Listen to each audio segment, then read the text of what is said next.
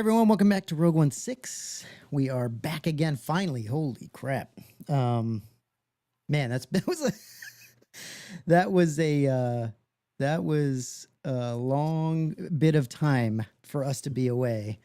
And I know that finally we're kind of back in it. We're trying to get everyone scheduled. It's just busy. And it's been with kids getting back in school and all the things going on with a lot of things. We're just kind of trying to get back to it. So, Tony and Parm, thanks for joining us. Really appreciate you guys jumping on. That's good to be back. Absolutely. Parm, you just got back from vacation, yeah? Yes, literally. Oh, you're muted, Parm. You're still muted. Oh. Hold on. Am I unmuted? Hold on. Still How about now? Can you hear me figuring it now? out. Still trying to unmute. Hold on. It's been a while, Matt. You got to get back into it. I know. It's also a different setup, so it's a little bit of a different trying to figure out the unmute. Can you hear me now? Yeah. Nope, still unmuted, Parm. Oh, I don't know why. I don't know how to. Tony, you want to help him? I don't know what you guys have to deal with unmute. I'm seeing it bottom left. Yeah, just bottom left, Parm. That's what I'm trying. It doesn't work. It's not. I can hear him. Oh, you can. You can hear him. I can hear him. Can you hear him, Jason? I can hear him fine. Yeah. I can't hear him. Interesting. Okay. That's what I'm not Can't hear hear me. I have no idea why. Can the audience hear me? That's not good for me because I need to be able to hear the guy. Yeah. Parm, why don't you hop out, hop back in? Okay, I'll do that. And maybe all of a sudden I'll be able to hear him. I have no idea what's going on. Freaking poor Parm. I've already asked him to multiple times to jump out and jump back in because of like other issues. And so, oh gosh, I feel bad for him. Anyway, so we're getting there, guys. We're trying to work some things out. But in the meantime, it's been an interesting time where there's been, I feel like, a lot of things going on. Parm, you there? Can you hear me now? Yes, I can hear you. Good. Yes. Yeah, okay, so real quick, Parm, back to my question. You went on vacation. I did. How was it? Brilliant. It was. Where did you go? It was 10 days in Italy. So went to Rome for 5 days, and then the Amalfi Coast for another 4 or 5 days. So awesome. Yeah, very nice, very hot. I mean, Europe's been going through a bit of a heat wave. So yeah, it's been. It was pretty warm. We had to kind of plan our outings so that we weren't caught in the sun too much. But no, we had a great time. I've been to Italy before a number of times, but for the kids, it was the first time. So good. Although I have to say that by the end of day 10, I was pretty sick of pizza and pasta. Yeah, there's got to be a lot of that, huh?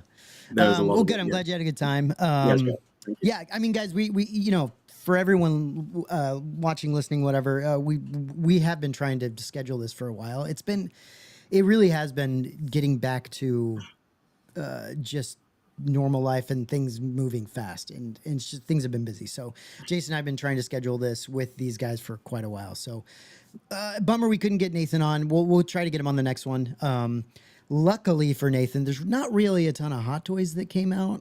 I think there's just the one crazy like Vader with the crazy cape thing. I think that's it. So, but hopefully by the time he comes on, we can have more for him to chat about as well. But I will say, I mean, we can talk about if you guys have anything that came in, but there's a lot coming in right now for some reason. At least for me, there is. I'll say that, like, you can see the boxes behind me back there. Yeah. So recently I picked up, which we're going to do some unboxings. Jason and I have to figure that out too. We're going to do some unboxings and some other things. But I picked up their Merlin Models ATST. Nice. So I'm going to build that. So we're actually going to Jason and I are going to do a live stream soon. I mean, we were even talking about possibly tonight. I don't know if we'll do it tonight or if it'll be during the week, but we'll do a live stream where we actually build. He helps me build the ATST because I need help. I don't know what I'm doing. And I thought about pretty hard when the EFX one came out. Mm-hmm. I thought about that one pretty hard. I really do like that one. Seeing it SDCC, I mean, that thing is unbelievable. It's really great. but I do think it's sold out, right? I think it's sold out. So it's not like I had many options there other than like aftermarket maybe, but this one, so the ATS, the Merlin models one just sold out as well, but then all of a sudden they had more stock in, and I was like, oh, cool. And Jason told me that they had their new thing now is that you get a free, what is it? Free That's our turret. Yeah, a turret, a tower, Up until August 3rd, 12:59 p.m. August 31st. Yeah, it's a great deal. Yeah. I mean, it really is a great deal. So I jumped on it and decided to get it. So I did get the turret in and the ATST in. So we've got to do unboxing for both of those, and then I think I should be getting Yuzum soon-ish. I think that's all paid off, and then I should be getting my RS AT-AT. I think this week. Tony, you got yours, right? Yeah. Came in Friday. Okay, cool. So yeah. We'll talk about that in a second because I got pictures up. And then, so there's that's coming in for people. I know Lolen, I got my Lolen props piece I got to do unboxing for. That looks great. I know there's people that's getting in people's collections. There's just a lot. There's a lot that's come in lately, and that's great. I feel like when it rains, it pours. I would love it to just kind of sprinkle throughout the year and be able to do little things and put little things up here and there, but it doesn't seem to be the case. It seems that everything drops at once. So anyway, we'll see how that goes. We'll be doing some shows and some things to deal with that. Anybody else get anything that I haven't mentioned at all? Did you guys pick anything else up? No, been pretty quiet. I think my RS AT-AT arrives next week. I think. But, that's I think that's the only recent thing that'll probably come in. The only one, yeah, that makes sense. And does that come for you middle of the week, Barm, or is it? Well, it's a bank holiday on Monday. It would have arrived on bank holiday on the Monday, I should say, but probably Tuesday. Yeah. Okay. All right. That's cool. And then I think Jason, you're getting yours as well, aren't you?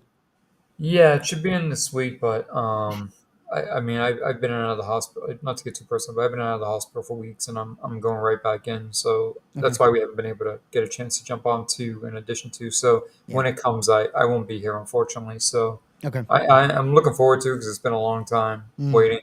So it is something I'm interested. The other thing too is I bought some original found parts to pop on the thing and pull the cast ones off. So I always enjoy doing that stuff. I've had that stuff sitting in my batch for 3 years now. So yeah, I'm looking forward to adding those on just as a project. But yeah, hopefully I get to see it, soon. Yeah. But other than that, I mean, that was a surprise. So, still waiting on a few other things from RS. Been a while, but yeah. And that's it. Yeah. Well, we do have some people in the chat. Thanks for joining us, everyone. I'm gonna guess that a lot of the people that join us are people in your neck of the woods, Tony and Parm. It's like just during the day on a Sunday for us, so it's kind of a weird time to jump on a live stream. But whoever's here, happy to have you guys. We've got Greg. Welcome back, guys. Ian says, good to see Tony and Parm. Very excited about the new scaled mask replica line launching on Tuesday. We will be talking about that. He also says it will be interesting to see how many of the consistent maquette collectors jump into the new mask line. I love their size. Yeah, and we'll talk more about that. I got a lot of interesting feedback on that, so we'll talk about it. Yeah, we'll talk about that for sure. Yeah, that's definitely a good discussion. Sure. Gordon Henderson says, wish I could easily get my hands on some Regal Robot stuff in the UK. I know that's frustrating for people in the UK. I know there's workarounds to that. I don't know. I think there's things like Secret Compass, some other companies that you can possibly order through. I don't know. I just know that some people are able to do it. So it's a bummer. That's a licensing thing. That's not a Regal Robot doesn't want to sell to you thing. That's just a licensing issue.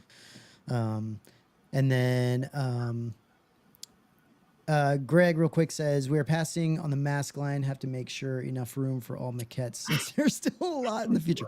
Yeah. That's the concern. That's what a lot of people have said. There's a lot. And we'll talk more about that, but that is one of the concerns. I get that. Let's jump into the show. First, real quick, I wanted to kind of just chat about the Lolen props. Lolen props did come out with their what's it called, the restraining bolt. Yep. The R2D2 and the C3PO both look great. I've seen them in people's collections. They both look fantastic. I don't know have you guys heard of any issues at all? Do they seem to be people be happy with them or? Yeah, I picked up. Yeah, I got mine earlier in the week. Jason? Yes. Oh, sorry. I was gonna say, other than the signatures, and it's not Lolen's fault. I just think Anthony has a very, smooth, clean signature that's large and wide, kind of like Carrie. And when you're forced to sort of condense that into a smaller space, it just might have been difficult for him to do. Especially when you're signing a specific way by habit. But otherwise, I think these look great. They came out great. Yeah.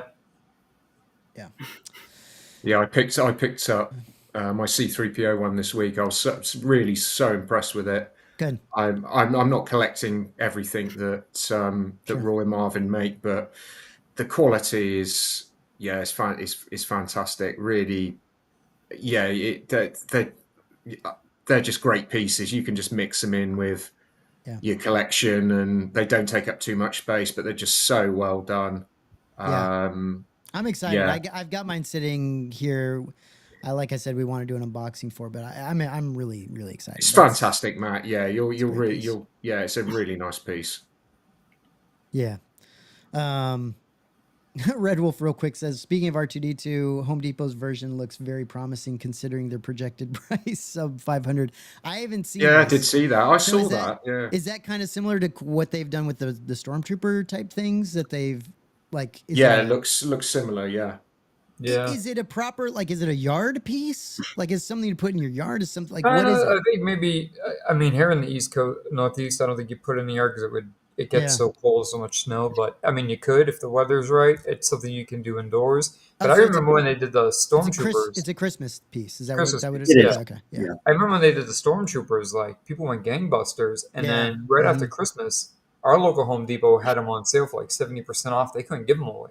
Yeah. Right. Right. Yeah. I can see the R2 one selling really well. I think that one will do well. Customize it. I think people will customize it. Whether it looks really good. I saw a couple of pictures of it online. It does look great. That's a good. The question. Yeah. The question comes is is it something you're gonna have to store that thing afterwards, right? It looks good, but for a couple $100, it's a janky piece,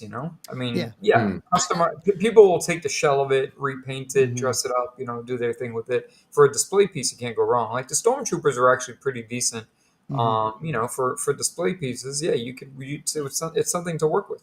Yeah, for sure. Yeah, it's really cool. I'll have to hopefully I can get my eyes on one of those next time I'm in there. I read some posts on the R2 Builders Club, and even they said for the price it was pretty damn good. So clearly, nothing like what they're building, but to get some recognition from the R2 Builders group, I thought, kudos to Home Depot. But I think what will happen is the same thing will happen with the Stormtroopers. The Stormtroopers did so well; they sold out immediately, and they were impossible to find. So because they were so hard to get, the stores didn't know what to do. And I think what they ended up doing was going back to the drawing board and ordering a copious amount of them. And that's why after the fact, for about a year or so, they were hard to get. Then afterwards, they just, they had so many extra. So I'm hoping that the same thing may happen where these sell out instantly. And then what they do is they recognize, hey, these are more popular than we thought, and then go ahead and get more in stock. Because like everybody said, for the price, you really can't go wrong. Yeah. Well, let's real quick. Let's move on to this. So, okay. Well, actually, I'm sorry. So there's another release that this is Tony's, by the way. Tony, this is your collection. This is Tony's helmet. Tony, are you happy with what you got? You happy with the? I absolutely loved it. It looks great. It looks great, dude. It's a lot darker in hand. It's got a beautiful. I said before that we went live. The paint finish on the grey is fantastic. It's really well. I know there's some concerns about the packaging. It's packed in like a sort of styrofoam shell inside, so it's well packed. Yeah. It was a real experience unboxing it, and just poring over the details. I got mine lightly weathered, and from a distance you'd never think it was. It looks clean, but then when you go up, they did a very subtle job weathering it, because I had the red stripe one, and Tony, Tony, you didn't do the chip version, just the weathering. I just went with a light weathered. It was one of the, because I had the red stripe. Then all these high res images were coming out of the film, and you could see. Again, it's difficult to be 100%, but it does look like there was some wash put on those red stripe ones. But I don't know.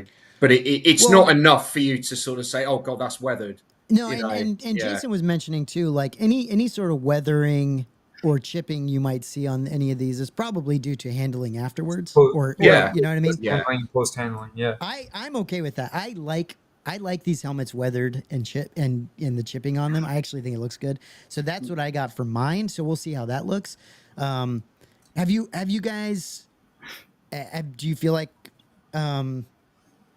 these are getting into people's collections well? Are there any issues at all? Like, do we know of anything? Like, I've only seen. I think there's. I think somebody said there was I saw a post on the Hyperdrive where a guy had a sticker missing. And I think it was a red dot sticker. I mean, that for me is it's unfortunate, but I would imagine that's a pretty easy fix. Yeah.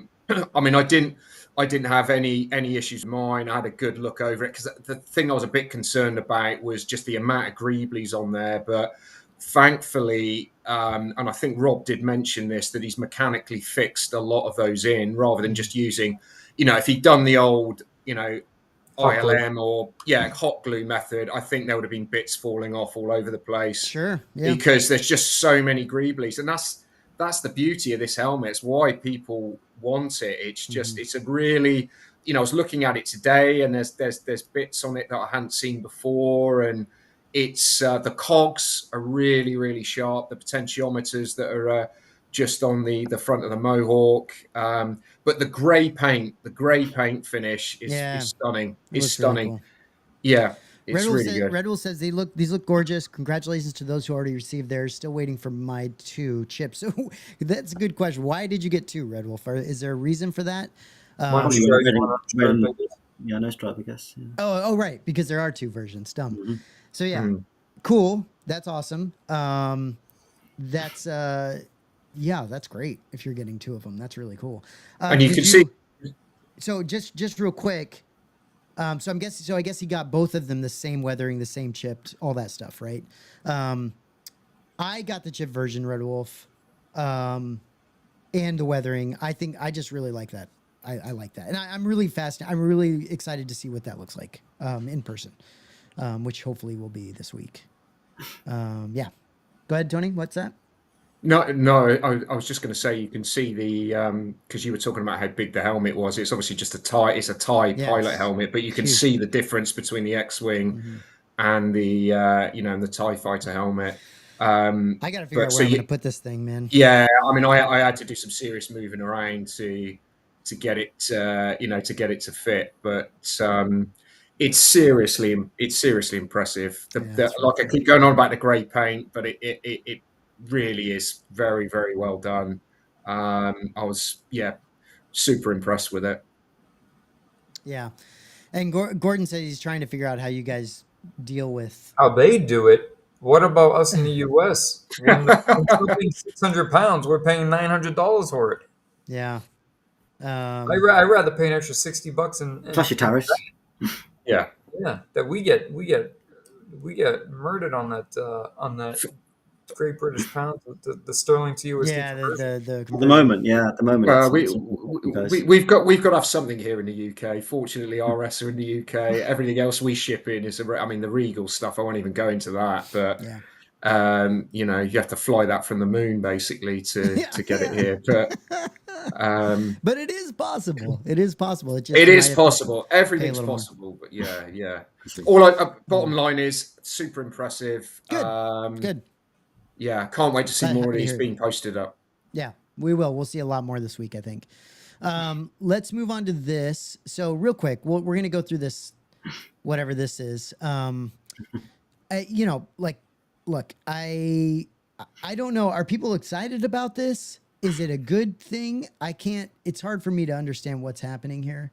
Well, I think it's a slow Vader strip over the last 5 years, isn't it? They're removing an item of his clothing every year, aren't they? And just re-releasing. So it's there's really a lot of thigh being shown in this. I mean, I don't really know what this is supposed to be. Is this a mythos type of idea, or? I think so. Got to be, hasn't it? I mean, it does. Like Hot Toys always looks. They always make things looks great. Yeah, it does look great. Yeah. But the sculpt's good. At this point, are they just kind of open to making anything at this point? Like, is that what's going on? I think because they're releasing the full Revenge of the Sith. Hospital, with him on the operating table and stuff like that. Right. And I guess this was probably a rendition of that. That's just been reboxed in some, like you've said, some sort of misfit. I think it's a bit of a cash grab, if I'm honest. I think if you're getting the Revenge of the Sith one, unless you're really into Vader, I don't see, and I don't like these stands either. I feel like they're really difficult to display. Yeah. But it's pretty big. The cape is cool. I mean, I like the idea of it. I mean, this is something where if you saw this in a statue, people probably would be like, "Oh, that's cool," because on a hot toy, I don't know. I don't know. I don't know what I think about sculpted like cape type stuff on a hot toy. I don't know if that's my favorite look for these, but everything else, I mean, the details are there, right? The cool robot leg and robot arm, and it's pretty sick. I'd love to know if I can't imagine. Is Nathan getting this? I don't see. I don't know. I would imagine he's getting the Revenge of the Sith one. Whether he gets it with the sort of operating table or not, I don't know. I mean, that does look really good. That one. And when I saw that really announced, I don't know, was that about a year ago, wasn't it? The operating table one. Yeah. I mean, that's gonna be huge. Yeah. But yeah, I'm not sure about this, to be honest. I look, it will sell well. There are people who just collect all the hot toys, but it's literally a Frankenstein of a couple of Vaders, basically. Yeah, I don't know, guys. I'm just not. It's fine. It is what it is. It's fine. It's just not my favorite from them, but I'm sure some people are picking it up. Okay, so let's move on to this. So this is we just did a spotlight for this, Jason and I, and obviously if you've seen that, that we liked it, great. Just not a big fan of it's a disappointing head sculpt for me. Not my favorite. So kind of wanted to get your guys' thoughts on this. I know we probably talked about it when it was first announced, but now that they've kind of put it up, we see the price, which the price is great. The price is great. Fantastic price, yeah. Yeah, it really is a great price. Very video gamey, I think. Sure. You mentioned it before on your spotlight, Battlefront. I don't remember him looking like this. Mind you, they couldn't move their mouth, could they? In the the original, that's the problem. That's the problem. You're not getting an accurate. Which I mean, it's Sideshow, I guess.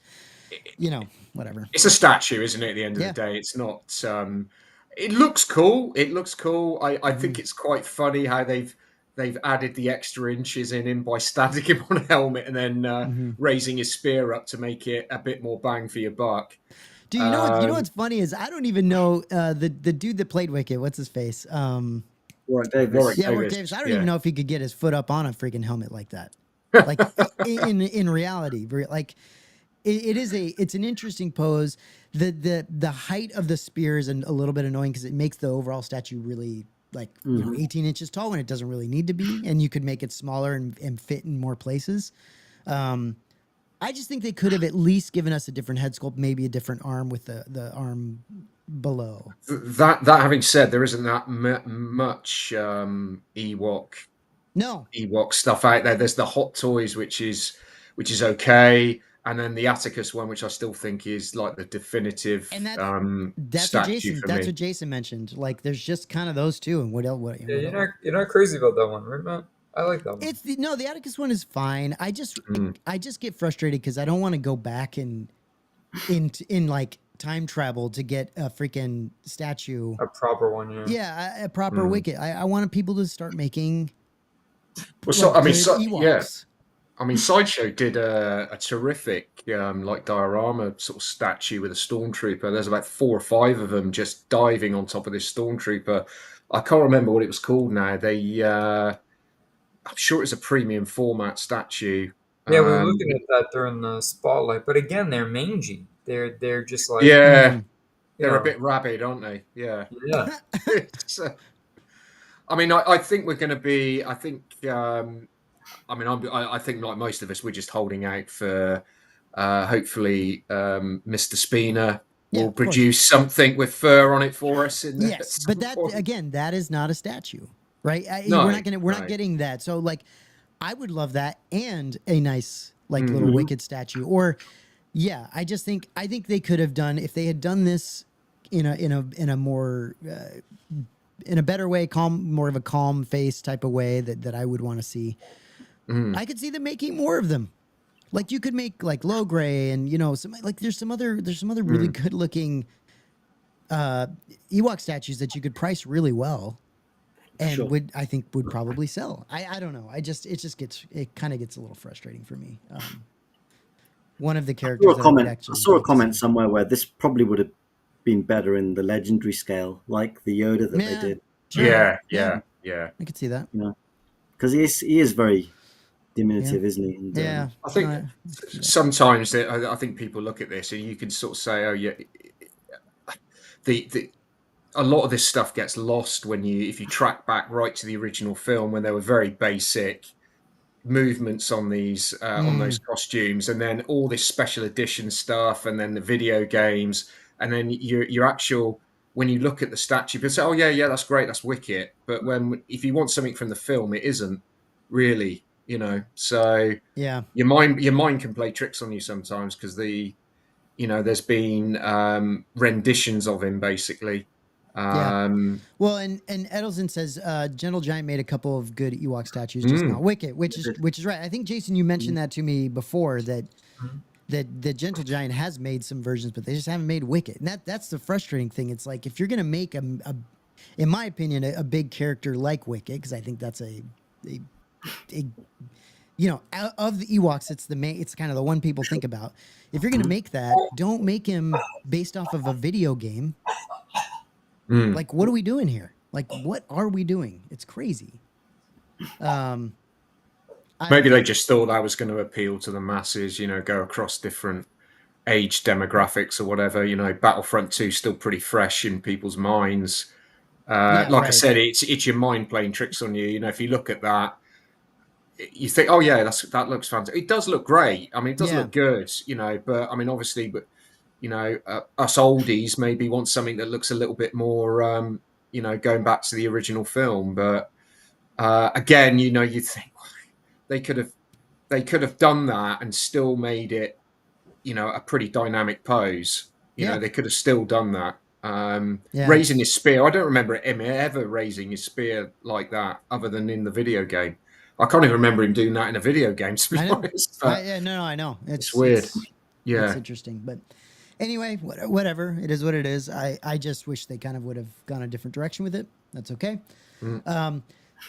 Let's move in. We're going to talk a little bit about Regal Robot at this point. We are going to touch on some San Diego Comic-Con stuff that basically, before we got on, I mentioned to Tony Parminder that we were going to talk through some of this, and they kind of said, like, let's talk about these things that we're interested in.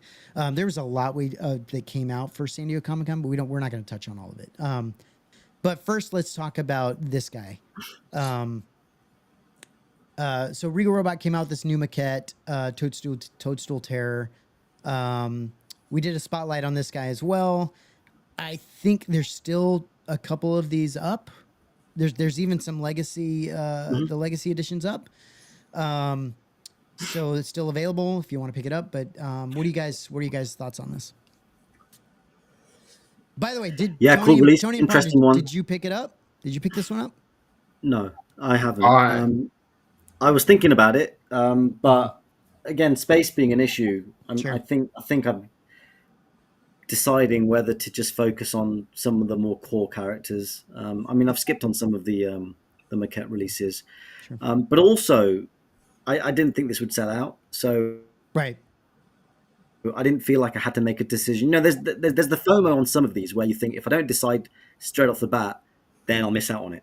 But some of these releases, like this one, like the Light Man and the Cabochite one, which I know sold out in the signature edition, but they're still available in the numbered edition. They're still around. They're still hanging around. So I'm only really jumping on the ones that I think will sell out quickly straight off the bat. Yeah. Anything else, you know, maybe down the line I'll pick up. I think it looks great. I think Judy did a fantastic job sculpting this. It's got a lot of character. The glass eyes look fantastic. But yeah, it's picking my battles now because, you know, running out of room. I know, and really. I want to make sure I have room for the more important or the characters that mean more to me. Likely the ones that were made as Kenner figures. So we're still waiting on Squidhead, still waiting on Admiral Akbar. There's a few others that we're still waiting on. So sure. So, you know, I'd rather make sure that I have room for those. But having said that, I've been very tempted, and I may, you know, in a few months pick it up if it's still available. Tony?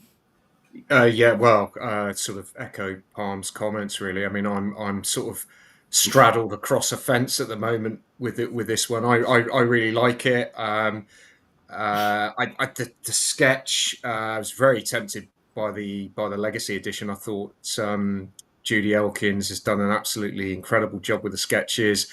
I love the glass eyes. I love the detail of this one. I love the look of it. It does stand out amongst the maquettes, but I'm with Palm as well on this because I don't have the bandwidth to collect everything, and I've got to be careful with the space. You know, I'm trying to, you know, if I was just collecting Regal Robot stuff, I'd still run out of room. You know, so but I'm collecting helmets. You know, it's models I'm interested in. There's other things. And I didn't think, like Palm, I didn't think this. I thought Legacy would sell out, but I thought I'd be able to pick up a signature, and I probably will end up getting this because I do really like it. I've watched a couple of reviews now online, and I think the glass eyes, things like that, just give it character, and I think it's really good.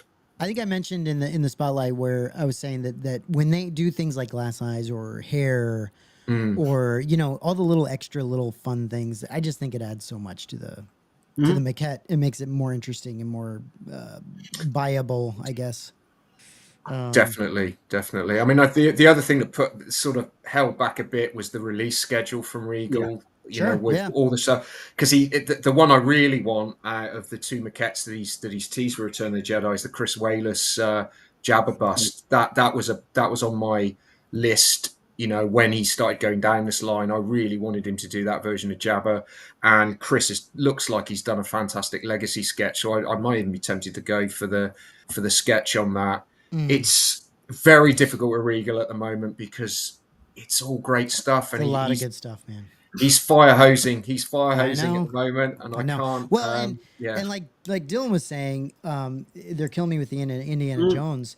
Like that's the thing. If you collect. You know, it's one thing to collect Star Wars. If you also collect Indiana Jones, you're just getting freaking slapped around right now. Like they're really, really, really. He's up the game, massively up the game on the 100%. On the you know some of those collectibles, the fedora, the idol, you know, and that bust that he's just released. You know, Donovan's demise. Yeah. You know, this sort of stuff is. Yeah, I if you're collecting both, you're going to run out of room pretty quickly. Oh, 100%. This is an interesting way to do it. Dill says he's collecting one sketch of each ILMer. Yeah, it makes sense. Yeah, that's the way to do it. I think. Collecting each legacy just isn't viable. Yeah, it is tough once you take into account the price of the legacy editions. That's and knowing how many are coming out, that's a lot of money. Particularly if you intend to pick up some of the other pieces people are doing. And like I said, we don't just collect Regal, right? We do collect stuff from RS. There's, the odd model that attracts our attention. EFX, as we're going to talk about, have announced some really exciting stuff. So you do have to plan a little bit ahead, and because it's irresponsible otherwise, right? I know, it's crazy. But this line now, I've said it so many times, is just it really is incredible. I mean, he's still got so many more to do. So many more. Yeah. So many more. We'll look at that in a second. Yeah. Ian says the glass eyes really stand out on this one. It's also unique, so unique from the other maquettes, but displays very well alongside the others. And it's a good size. It's got a ton of character. It's got a little bit of lean to it. It's really sculpted beautifully by Judy and Regal. Yeah, I'm pretty sure she'll do a legacy of Yak Face. I'm pretty sure. Hoping to get a standalone sketch. And yeah, I mean, look, this is what we talked about. We went to this picture and talked in the spotlight about this. I mean, it's crazy. I feel like Jason, I mentioned this every time we see this effing picture or any of these pictures of these maquettes. I feel like I've only seen a couple of these damn things that I can recognize that we've seen already. Like, there's so many more that he has to create. Yeah. Well, you better not bring up a picture of the prequel maquettes, because that'll make your computer implode. I know. There's so many, and they're also. I mean, I love that one. I think it's the Bib Fortuna one by Dave Carson at the back, wearing the dressing gown at the back. Little ones like that just really do. I just got vision. I remember going through the sort of the magazines and the collectors' books and archives book. Yeah, they are. I mean, it's like printing money for Regal at the moment. I mean, it's such a great line, and you don't have to collect. I'm of the opinion now, and I perhaps wasn't when I first started. I thought, I could really collect all of these. I can't, but you can collect enough to really give your collection a nice archive feel without having to collect all those maquettes. Oh yeah, of course. You don't have to collect them all. No, but like Jason, how do you think, like, how many maquettes do you think could possibly be made? I know it's hard to guess, but like, are we talking another 30 or 40? Yeah. And does that include the prequel line of maquettes? Other than the Clone Trooper, no. And Jar Jar. Yeah. Yeah, there's too many. There's too many that could potentially come out. I mean, I keep this book next to my desk. Yeah. Pretty much. Yeah. Honestly, just looking through how many he hasn't really yet released from that picture. I mean, there's a lot of them. There's a ton. There's a ton, and that's where it would be great to collect them all, obviously. But Parm, is there anything that you're specifically looking forward to that you haven't seen yet? I'd like the full size Gamorrean. Like Ian, who's on our chat, Amana Man. That's obviously a huge one that would be awesome to see. And like I said, Akbar, Squidhead, the Ewok, maquettes that they did. To be honest, if I got those, like I said, if I could collect the maquettes that reflect the Kenner figures, and that's all I had, I'd be pretty content. Did both of you guys get F-Ant-Man? Yeah, did get F-Ant-Man. Yes. Yeah, Okay. I'm still waiting on it though. Okay. Yeah. I mean that was another reason. I mean, that was an expensive piece. It's also just big. It's big. Just big. Yeah. It's that is massive. But Man, be interesting to see if he can actually do it. I still think. I don't know whether that's going to be feasible or. I mean, I guess if they've done Yuzum, that's a pretty good test, but it would have to come in pieces, I would imagine, 4 or 5 different pieces, but that's huge. I think, is that something like 30 inches high or something? With the spear. Yeah. Yes. Yeah, it's crazy. Big boy, yeah. Yeah, but you know what's really cool, partly what I think is really cool about the maquette line,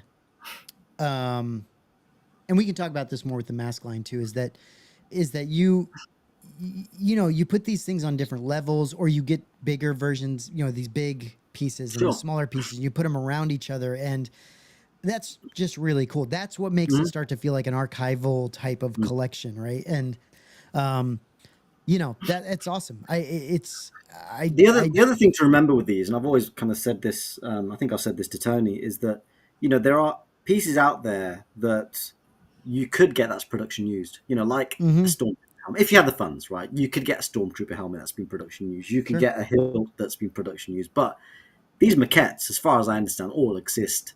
They were either lost or they all exist in the archives. So nobody's going to have the actual maquette in their collection. So the next best thing is what Regal are offering. So it's yeah, I mean, what Tom's doing is fantastic for collectors, I think. Yeah, it really is. You know, offering these. It really is. To the likes of us, and knowing that, you know, we're not going to get the real thing in our hands, and this is the next best thing. Yeah, and staying with, you know, staying with the you know, with Regal. This is, I'm very excited about this. I'm planning on picking these up because I think this line is kind of more something that I can sink my teeth into. Sure. I really like this. I love. They look great. They look really. This mask line is really nice. I love the size. It's like 40%, I think, of the actual size of the mask. Yeah. You know, the all the details of the mask are in there. All the stitching, the like the openings in the back. You know, it's got everything in it. It's, and you know, one of them has. I think what is it? This one has the eye cap things, and these ones don't. Yep. Because they're actually, you know, what the masks are supposed to look like. Yeah. It's just brilliant. It's a really, really smart, very clever release from Regal Robot, and I think it's going to be something that really is, you know, well received, and I think it's going to cause a lot of people to kind of try to figure out what to do at this point, because if you do collect a lot of those maquettes, man, I don't know how you jump into something else. I think the difficult thing with this is he's releasing 3 at once, and they're fantastically priced, but I think most people will not just buy one. I think they're going to either buy all 3 or none at all. Yeah, that's my plan. I understand why he's doing these particular 3, obviously. You know, given the line in I can't remember. Was it War of the Worlds? Is that where it was from? I can't remember now. But they're great renditions of the full masks, right? And if Tom doesn't decide to make these as 1-to-1s, this is again the next best thing, right? It's going to be the closest replica you'd get to the actual mask that exists in the archives. And I think Tom probably knows that releasing all of these as 1-to-1 masks or busts would be very expensive for the collector. But also quite time consuming for, you know, his staff, right? And they'd probably have to release them, you know, once every other year or something like that, right? Because I think the bust releases are spaced out. Look, the way this is working out, I think you know, I gotta be careful how I say this. I think Regal has figured out a better way to produce some of these pieces. And I'll just leave it at that. And which means that they're able to bring the price down on some of these pieces. And I think that's really, really valuable and helpful to collectors. And they're still, you know, the quality is still extremely high. They look fantastic, and the price is fantastic. Really, it really is. Yeah, I agree. The price is great. Price point is great. And I know the, you know, from the live, it looked like these were heavy, substantial. Size wise, they're great. I just really think they look fantastic. And I think I was talking with Jason about this, and he was saying, well, you know, you're going to have to figure out how to display them with the size that they are and all this stuff. And I was like, yeah, but you know, what's really cool is the way I'm thinking about doing it is kind of putting them in a similar place, but putting each one on a different level, right? Like, you know, especially if you get more of these, you can put some up, you know, on a little riser, one, and just the same as maybe some people do with the maquette line. The maquettes, yeah. It'll look great. These will also look great amongst the maquette line.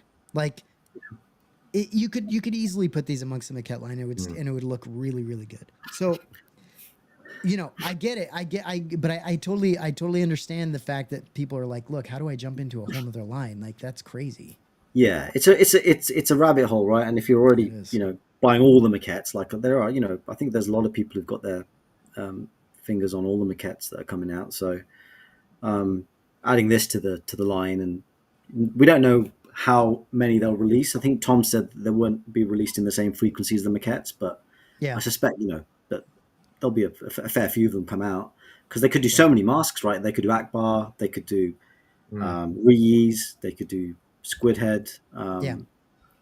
They could do some on Ishitib. I think there's an Ishitib mask as well, right? So there's loads. To be fair, I think he's come out with the ones where like there's not as much. There's not as much to them, and he's put 3 of them out all at once that you can kind of pick up. I think it could be that, because I think like Ian was saying that I think some people have know the prices. It's $229 each. I mean that's crazy, right? So like. I think it could be that you might see one released that has hair or has whatever to it that may cost a little bit more. Yeah. In the future, I could see that happening. But I mean, overall, Dill says the price is incredible. Has made me want to start this line as well, and that's a credit to Regal Robot. Price it right, and people, collectors are going to kind of lose their minds and go, I kind of have to get into this. It would have been nice for them to have offered an option to buy all 3, not necessarily at a discounted price, but such that they all shipped in one box. Because honestly, $50. If I were to pick them up, for example, my concern would be I'd be paying shipping on all 3 individually, which would be ridiculous. Well, and that's but the it would thing, be nice, to have like an option where they're just packaged in one box. And I don't know if that's something that Regal would offer, but that would make sense because they're offering it as a single kind of time, a single. I don't know if these are timed release or they're just a limited number. I can't remember. I think they're limited. They're just limited 250 each, I think. So I think there'll probably be. I mean, I could be wrong. They could sell out quite, very quickly. But I think they'll be around a little while. Yeah, I mean, 250. So I think you'll have time. Yeah, I think you'll have time to. Yeah. To pick them up. Particularly given the release schedule that they've announced, right? I mean, the Slug's coming out in. That's the off put for me. Really, it's just the frequency of stuff. I mean, I don't have the bandwidth to. These are fantastic, but in September, I mean, I really have got my eye on the Slug replica from Regal. Right.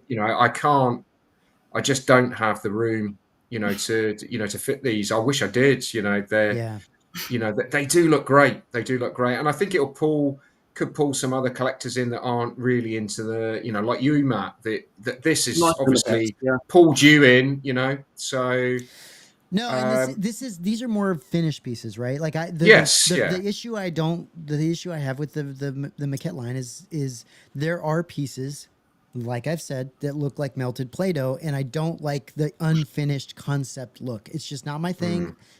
I feel like it doesn't fit well with my collection. I don't like it. This is more of a finished, this is what this mask looked like. Awesome. I love it. And I love that it's still kind of conceptual a little bit. Like it's still like the mask. It's not like the character. It's like the mask, right? Like doesn't have eyes. It's made to be what the mask would actually be, look like. So I love the back look of this, like all the detail on the back of these things. It's fantastic. Like it really, really is. It's a great idea. It's a great look. I hope they do a decent amount more. I hope they do a good amount more. I mean, I will say what's interesting to see is that if you look at the schedule that Regal put out, there's no other masks anytime soon that are coming out. Now, I don't know if that's not going to happen, if he's going to add to it at some point. But I was looking at the schedule and I was like, I wasn't sure if this was actually a line that they were going to continue because of that. Like I looked at it and I was like, that's one thing that Tom did say in a comment somewhere was these won't ship until Q1 26 as well. Right. So there's a bit of time, I guess. There's a bit of time, which that might give you a reason to just pay them off over time, right? Sure. And not put everything down at once, which I can appreciate as well. It's a great line, guys. I'm really excited. One thing to be said is, and Dill was saying, there's no plaques as well, which is nice. That's something that comes off of the cost, which is awesome. That said, let us know. Jason and I have been talking about this. Let us know if you would actually enjoy, actually want to put a plaque with these. We've talked about this a couple times, Jason and I was like, man, this could be something we, even Rogue One as a group, even as we could do an exclusive plaque for these, for these masks. That could be kind of cool. I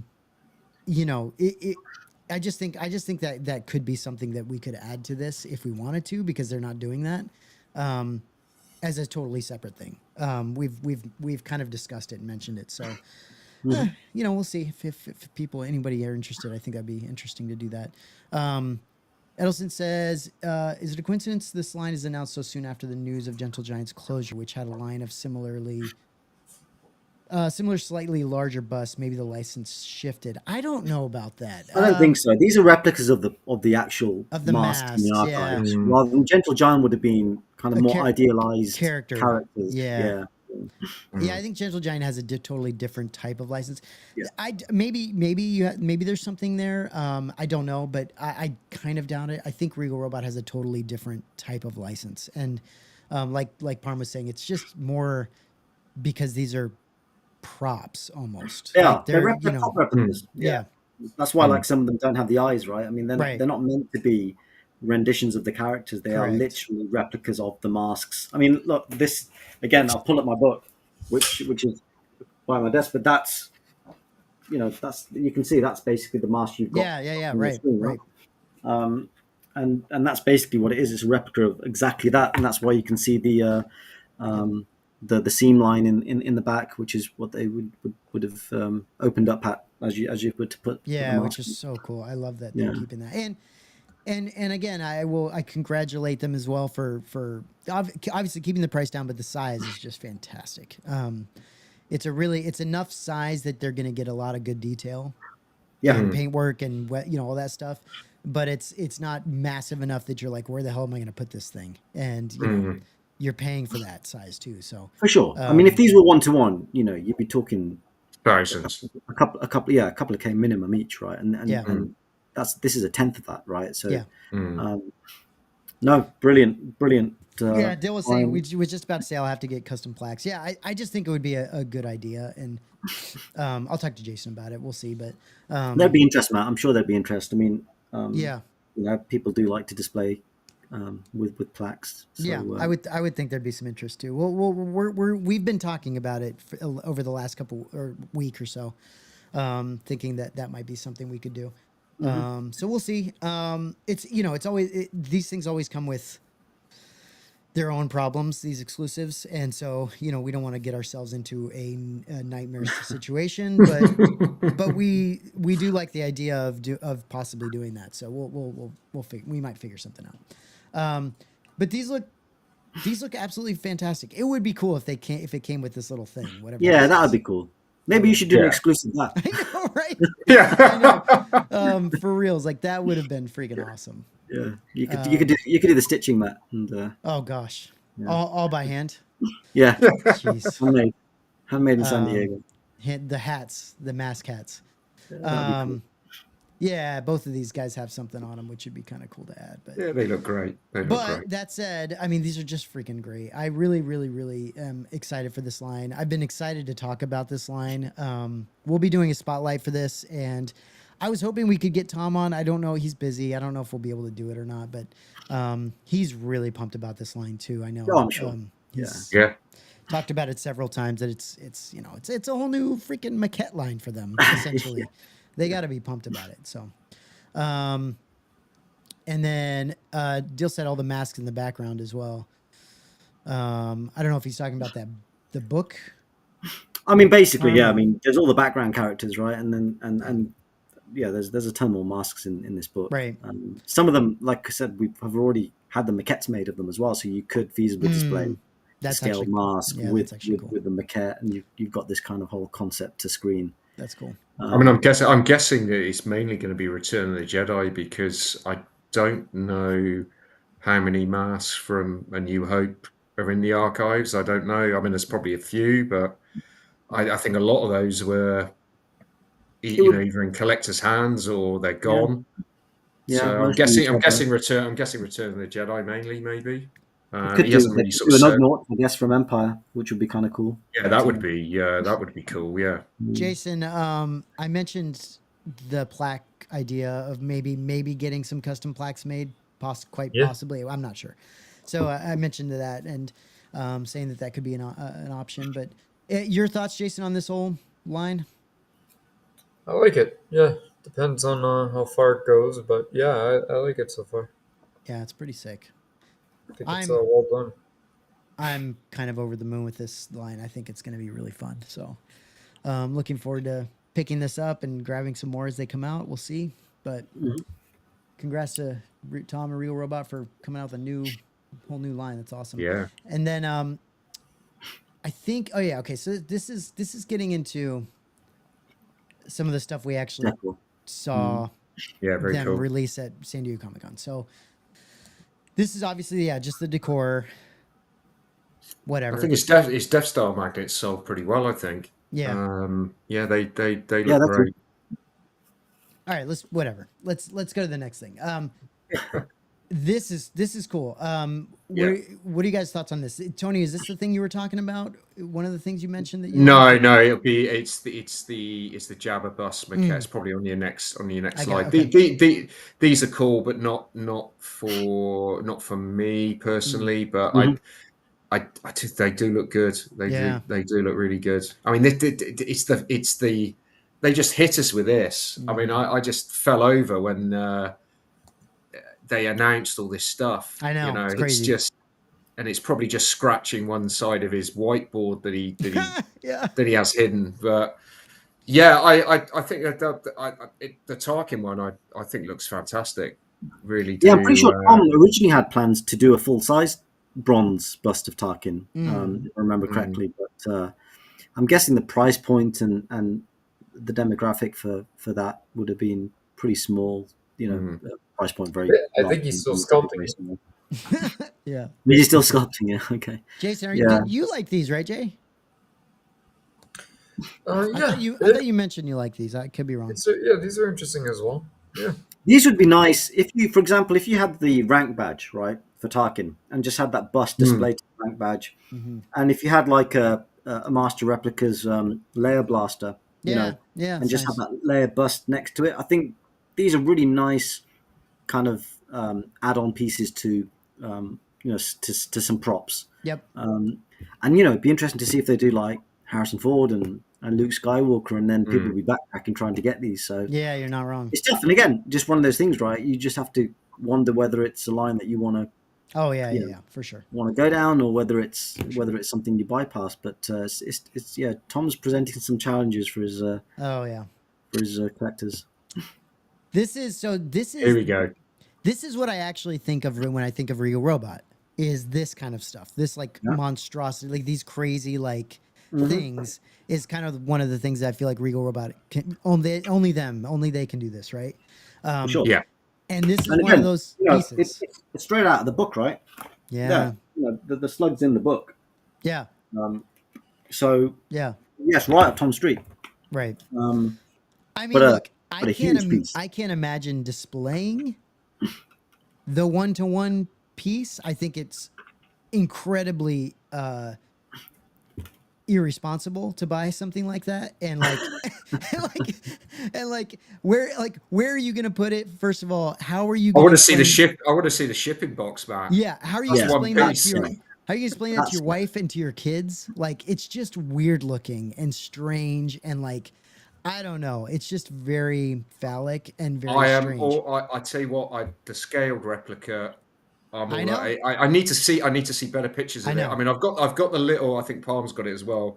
The little desk organizer, which is actually scanned off the puppet anyway.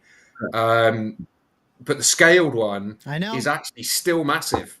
It's still big, and Tony, are you interested? You saying you're interested? I'm interested in the scale. I'm interested in the scale one. I am too. Yeah. I don't know.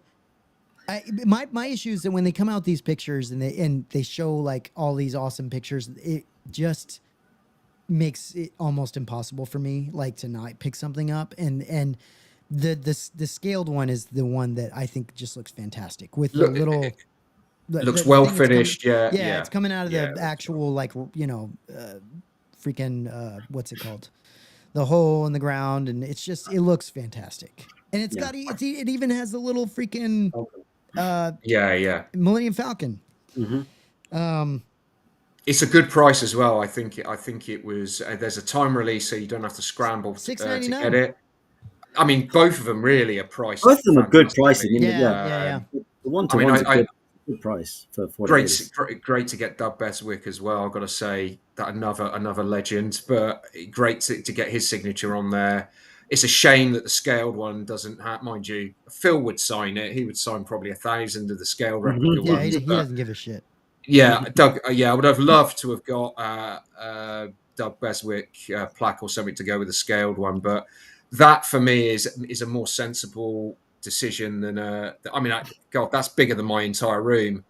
I can't even imagine even trying to explain that one. It's very massive. Phallic. It's very phallic looking. Well, it's massive, and that's I don't know how big this thing actually is. Like 79 centimeters is it's over 3 foot, isn't it? 79 centimeters. So this will have an additional bracket that'll come out the back. I mean, which will then connect to a stand. You're looking at 3 foot basically. It's so big. You've got to be very careful how you display it as well. I think it's all right. You say, well, I've got the room for it, but how does it look in your? You need to dig a hole in your collection room floor and have it kind of coming out.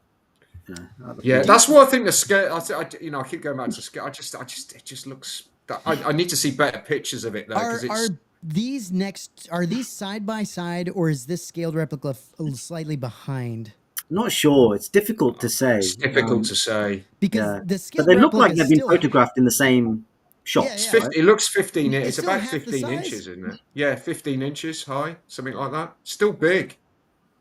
So yeah, it's good size. I don't know, Jason. You're not interested in either one of these. I mean, they look great, but no, nothing. Not even the I think the big one's difficult. I think the big one's difficult. I think the big one. I don't know how many is he making. Is it 50? No, 100. It's 100 pieces. I'm not sure that will.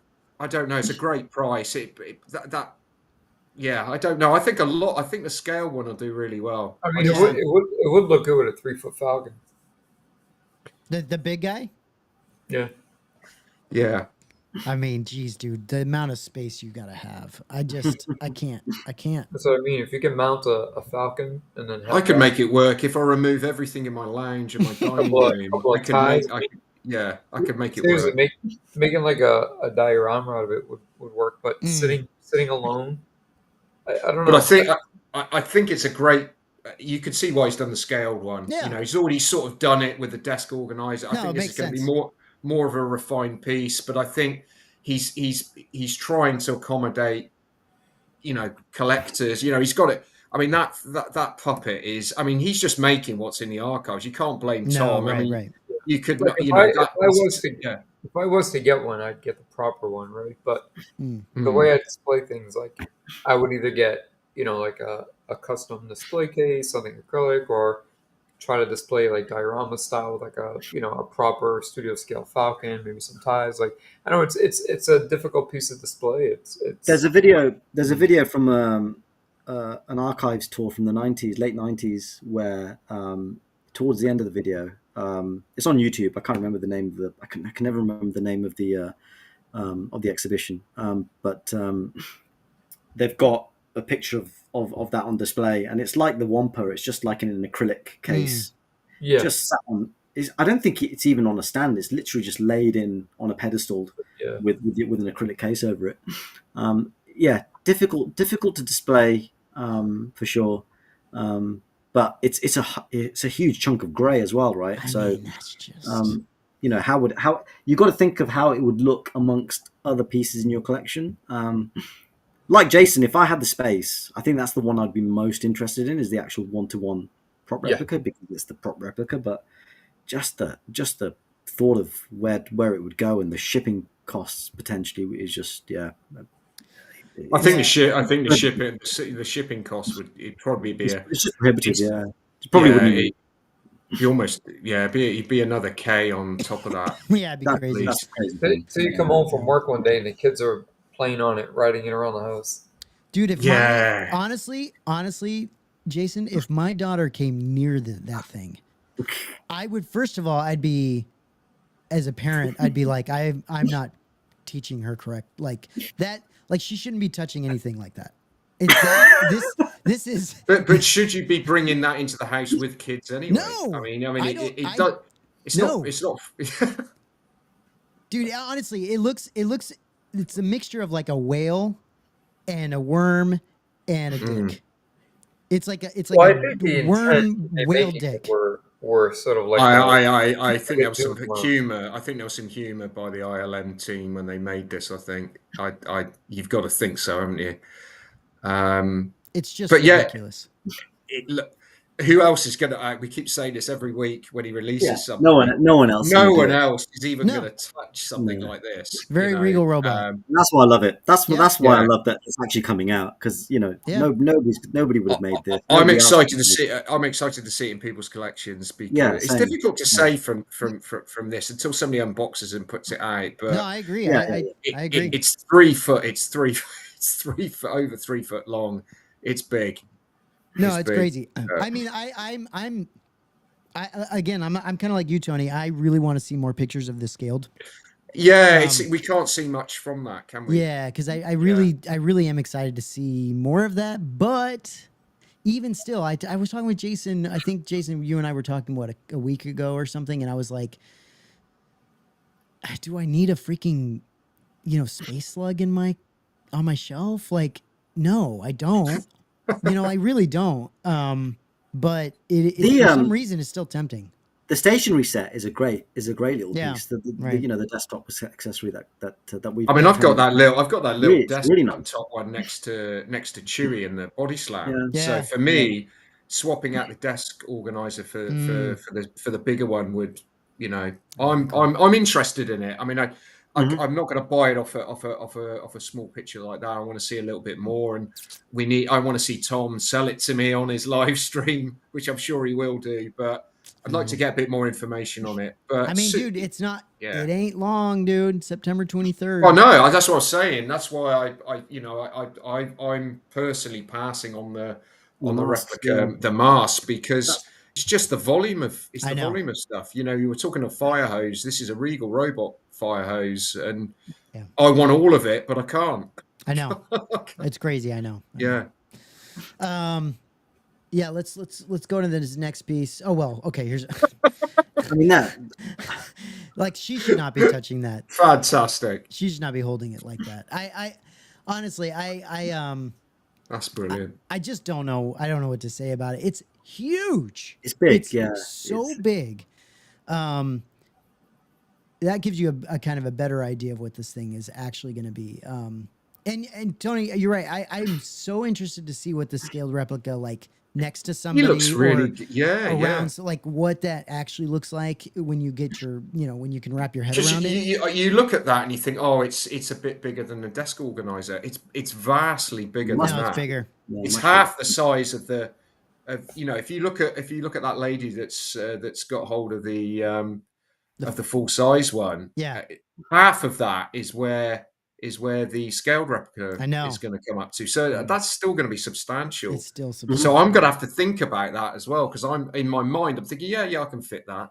But if you want to display it next to Chewbacca, what if it dominates the display? It's almost too big, right? It might be too big. I don't know. Yeah. So I mean, you're talking about the Chewy head or the Chewy body? Yeah, Chewy head. It'll still look good next to the Chewy head. That'll still look great. I have no idea where I'll put any of this shit, but I'm excited. I'm excited nonetheless. We'll see. We'll see what happens. So that one's interesting. Obviously, we're getting a view of. Yeah, that's the one that the one on the right there is must have for me. Must have. Yep. Yeah. I know what you're going to say, Matt, but whatever. it's Whatever. It, you know, it's like a melted metal of some kind. I love. Yeah, I love this one. I love this rendition of this. Dude, the sketches look great. The I'd be sketches look like they're going to be fun. Yeah, I'll be tempted. I don't have anything by Chris Wallace, and I think that this one will be one of those that I think will sell really quickly because people have been collecting the other concept jabbers that go with it. But this one, I've always liked. Yeah, it's cool, and obviously we're seeing the other one that just came out. But yeah, it's cool. I mean, October for this guy, so you got that coming up. Straight after the space slug, right? You know, right after that damn space slug comes out, and then this guy, this was kind of surprising for a lot of people. Very fantastic. Cool. I mean, would this be something you guys would pick up? I'd pass because I'm just OT only, but it's an amazing piece. Yeah, it's pretty cool. Yeah. Same. I mean, I think it looks great, but thankfully I can pass on it given the focus. No, you're not wrong. I don't know. I don't know kind of where I'd put this. I like this. If you just wanted one piece from the prequels, you like this would be perfect. Yeah. I like this piece. I could see. You know what could be cool? I don't know how this would look together or not, but I'm getting that freaking. For some reason, I'm getting that Anakin Black Label Blitzway statue. This could look cool around that somewhere. Just because prequel stuff. I don't know. I don't know where I'm putting some stuff. It's gonna be. I can see this selling out very, very quickly. Yeah. I can. Yeah, this is going to be very, very popular, and I've heard rumors it'll be a signature edition as well. So depending on whose signature is, it might be even more. Q1 2026. Time to get a Doug Chang plaque for this. Could be, yeah. It could be. Yeah, it's really cool. But yeah, Doug's doing a signing for Imperial Walker Inc., isn't he? Next month. Yeah, it'd be a good time to get a plaque for this. Yeah, people could do that in preparation for sure. Obviously, this is the mask line we were talking about. Going to be released next week. Fantastic. We'll see more of this as we go along. But that's an awesome, awesome thing that they showed. And then let's move on to the real thing. That's it. The real guy. The real. You're pumped about this one? Yeah, just want to cup those, don't you? Just gently cup that chin. My gosh, I want to know what that's made of. Is what I want to know. It looks like it's got something inside. Look, do you remember? I think it was Jason. Yeah, Jason and I talked to Tom about the door, the thing that comes out of the door at Jabba's palace, right? The eyeball thing. And we've been saying, man, it would be so cool to get one of those made. But then I think it was Tom that told us like all the shit that went into making that. And it's like, didn't they fill that thing with like noodles or some shit? Like, wasn't it like, what was it that they put in there? It's got something behind the eye of it that I don't know what the material was. Yeah, but it makes it a little tricky to replicate. It's really tricky to make. And so I just want to know what this is, because that looks like it's got some stuff inside of that too. Looks translucent, doesn't it? Of some sort, doesn't it? It looks like they look like eggs that he's actually like, about to hatch. Like, it's crazy. I'm just pleased he's doing a bold 1-to-1 bust, Matt. I mean, fantastic for me. I know. I think that he was teasing as well, right? On his previous stream, suggesting that a Cantina bust would be done at some point, but way in the future. So for him to kind of finally, and look, I love this idea that this is Regal Robot to me. This is what they do so well, and that no one else is going to do. And I love the idea that if they do more of these, like, busts, that they do a head version and a bust version, right? Like, that's awesome. That's awesome, because I know that people would have loved to have bought the Chewie head. But now the only opportunity they have is to get the bust. And sometimes some people can't fit that in their collection. So having both versions of this that you can kind of choose from is really cool. I think this is going to be a single release. So it's not two different versions. Oh, do you think it's the same one? It's the same. It is. It's not two different things. Yeah, you basically can decide whether you want to display it with the bust or without. And I think the reason he's doing that is because the mask itself is so big. I just would like him to have the option. I think it would be cool if he had two different versions. But I guess if you're gonna give Pete collectors more option when they buy it than to be able to display I think the one with the orange vest is a signature edition. No, it says, if you read it, it says display with or without the torso. It's the same. I think it was mentioned on another stream. It might have been PJ's stream. I can't remember. But because it's a mask. He wanted to give the option of displaying it without. Yeah, I must have totally missed that because looking at this, it makes me think there's two different pieces. But no, it's a single. It's a single edition. It just gives you the option of whether you want to display with or without. And I didn't even know that this was even in the archives. I mean, it's no, there's not many pictures of it. I mean, I scoured some of my books that I've got with stuff from the archives, and I couldn't find a. Or even on the videos, I haven't seen anything. I don't think I recall ever seeing it in there. So, I mean, the fact it's in there, and it's such a out of the Cantina ones. It's not background, is it? It's right. People know who this is. So Greedo level, isn't it? It's a significant character. But again, and I think I've said this before. There was a Kenner figure of this, right? I mean, that's one of the reasons why I think a lot of people probably passed on CZ3. It was. Great piece. CZ3 is great piece, but a lot of people probably didn't have a huge connection to that droid because there was no figure of it in the original. Dylan says I'm patiently waiting for them to do a Death Star Protocol droid bust. Yeah, that'd be cool. I'm sure people would love. Yeah, again, that'll be a really big bust as well, right? Because that droid head is pretty sizable. Great signature as well. I don't know if we'll see that, but Ben Burt's signature is a great one to have in the collection. I think, for sure. But yeah, this is what Regal Robot is what they do. I think best, and it's really cool. I can't imagine I'll pick this up. I just don't see the interest of having a Walrus Man in my collection, but. I love that it's being made. I think it's awesome. And I like that they're calling it Walrus Man, not Ponda Baba, because that was absolutely, that wasn't the name. Mm-hmm. Yeah, no, it's cool. I think it's probably going to be bigger than people think it's going to be.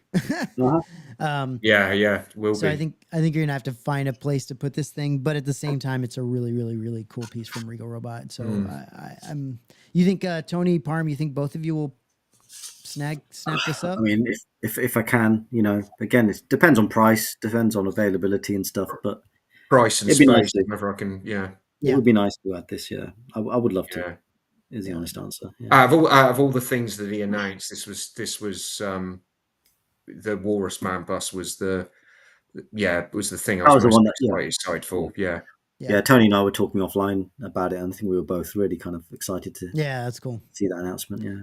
Obviously, there's a lot of Indiana Jones stuff as well. That he's coming out with. We're not going to go through all of it, but there is some cool pieces. I'm really pleased for Indiana Jones collectors because nobody's done.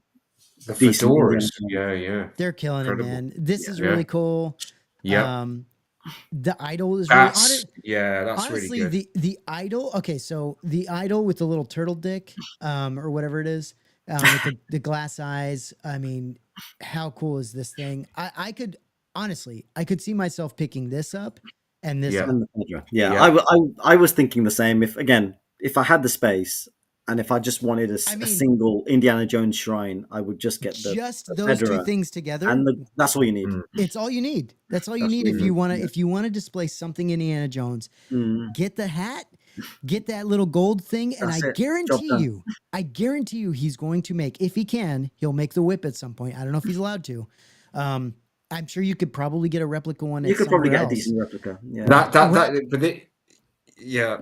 Wrap that whip around the base at that bottom. I mean, you're done. That's all you need. That's it. But that's not the collector mentality, Matt. As soon as they say, "Oh yeah, I just need the hat," but I'll buy that. And it is for people like you and me and Parm. If we're not Indiana Jones collectors, so if we just want a good like Indiana Jones like thing that we want to put somewhere, little alcove, that's it. Yeah, that's all you need, and it looks freaking great. This is round. I mean, this whole line now is really taking off, isn't it? You know, there's a whole. He's got a whole following now, really, of just Indiana Jones collectors, but also people that collected both of them, which it's crazy, but I can see why people are doing it. You know. I know. And again, I'll show the book again, right? Star Wars to Indiana Jones, right? This is that bloody book. You know, this covers the whole stuff. Oh right, and if you're trying to do the, you know. The only way this is going to stop is somebody's going to have to steal that book from Tom. That is the only way this is going to end. Yeah. So yeah, this crazy thing is Q1 2026, and so is this. So, you know, hopefully lots, and I think that comes with the Walrus Man and all this other shit that's coming out. Trooper, that's a lot of things. And I think the big hitters will be collecting all those three, right? That, the Idol, Walrus Man. So that's and what I think is cool about the fedora too is that I think they're actually getting a hat maker to make this. Like, I don't think Regal Robot's making a fedora. I think they're getting someone to, like, from the scans, make this thing. I believe so. Yeah. Which is fantastic. Dill says, I think this hat coming out made the Harrison Ford signing sell out. Yeah. Yeah, it's possible. I would. Yeah, wouldn't be surprised. I mean, I imagine it would sell out anyway. But yeah. I was going to say there's going to be some if people aren't able. There's going. I guess it's going to be limited. So, I mean, you're not going to have a hat maker making thousands of these. Whoever spent a K on a Harrison Ford squiggle for a plaque and doesn't pick up the fedora, that's a big gamble. It's interesting though, Tony. It's interesting because you got to think, okay, maybe a hat maker that does make a lot of hats can make at scale, right? I don't know. I have no idea. I'm just wondering if that were the case, they could make this a timed edition.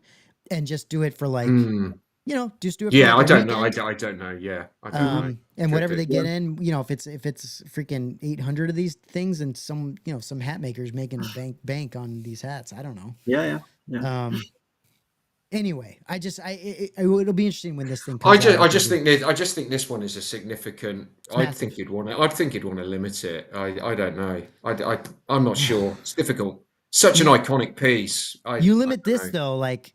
This is what, to me, I see the opposite, Tony, where you limit a piece of this significance in for a collector, collection. I mean, I'm not wanting him to do it. I just think I'm just wondering what the thought process is behind. Sure. Because I think this could go gangbusters, couldn't it? In terms of edition sizes also dictate the price, right? So sure, I mean, he's got to have to think. Maybe it'll be a timed edition. Who knows? But that's great. I mean, honestly, part of me wishes I wasn't. Fantastic, yeah, fantastic.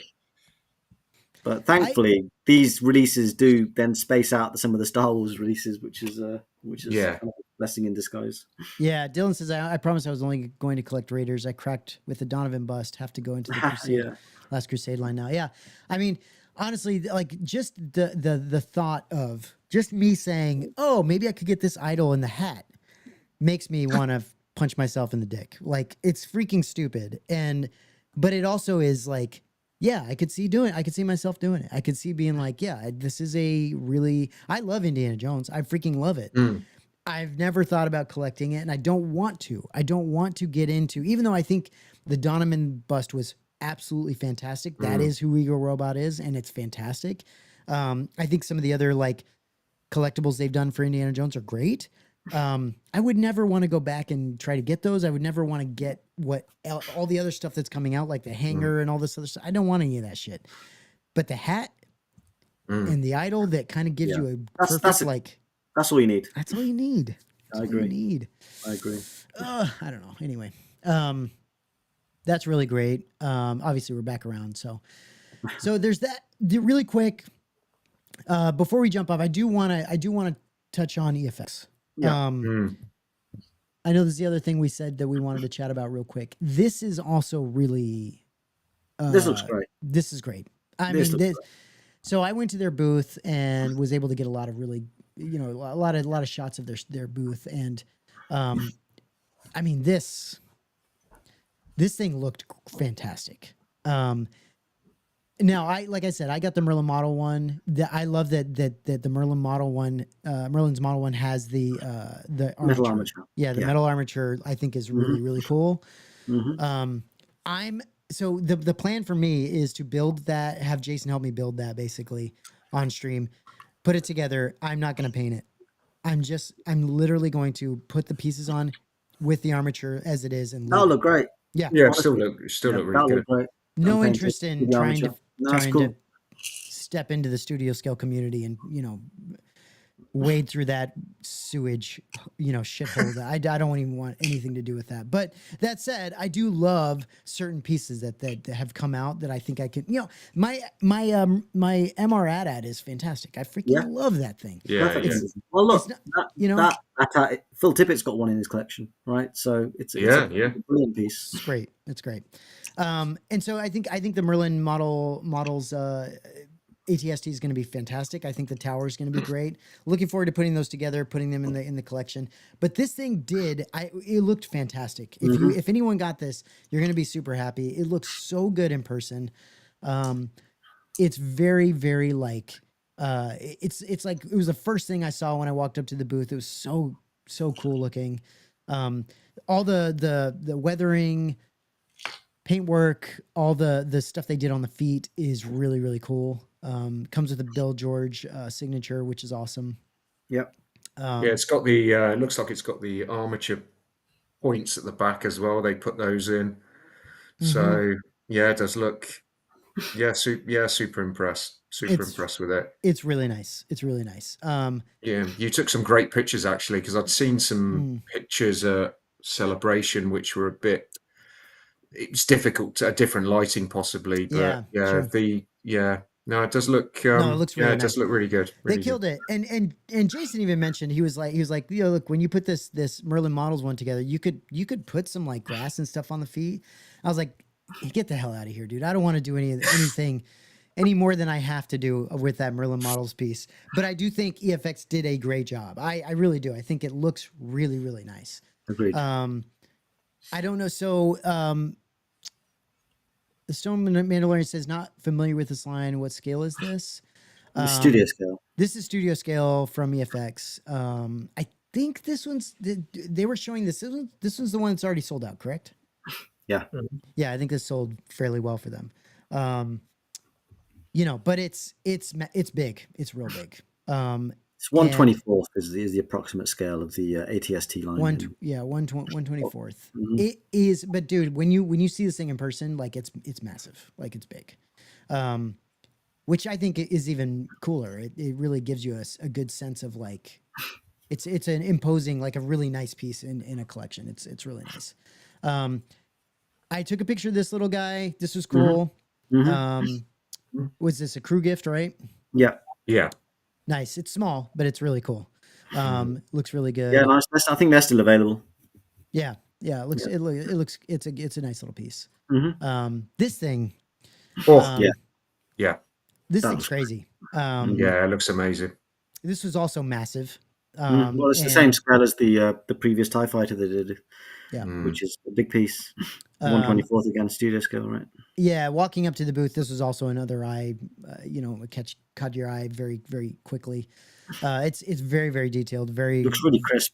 The details. Cast on it looks great. Fantastic. It looks really nice. Hopefully that translates into production. Yeah, Jay specifically asked me. I took different pictures for Jason because he wanted like these tips, some of these tips of the wings, to look at some of that detail. Okay. But this has an interesting like way of holding this up. It's got like this bar that comes up and goes into the back and holds it up. Yeah. It's really, really cool. Well, they mounted from top, back, bottom. So this is mounted from the back. From the Because back. the other one's mounted from the bottom. All Well, the the reason models have different mount points, like Jason says. Just for filming, depending on what angle they were filming the model at, they'd either mount it from the side or the top or the bottom or and the it back. can spin on it. It can spin on it as well. Can they?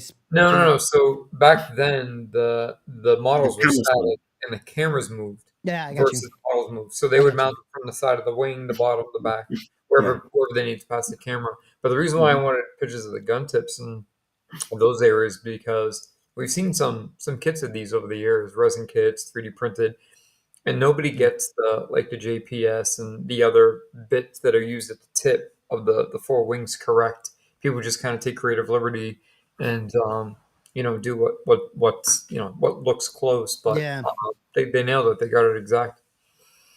It looks honestly, you're seeing it in the pictures, but like in person, it's super crispy. Like it's like very, very, very, very detailed. Lots to look at, lots of interesting, intricate things to look at. It's really nice and huge.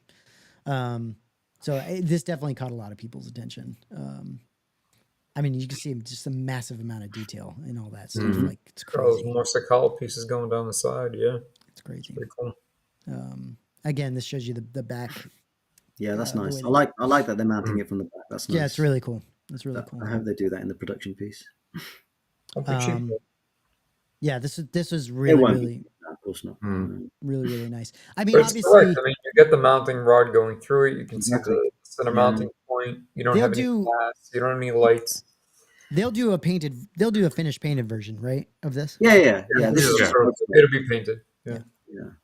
The question, and again, this goes back to the whole, Regal announcing a bunch of stuff, and then you've got EFX announcing a bunch of stuff, and that's where you then really start to have to plan. Yeah. What is it that I should, put my fingers in, right? What pie should I put my fingers in? Because you can't do it all. I mean, maybe you can. And I'll say EFX is not cheap.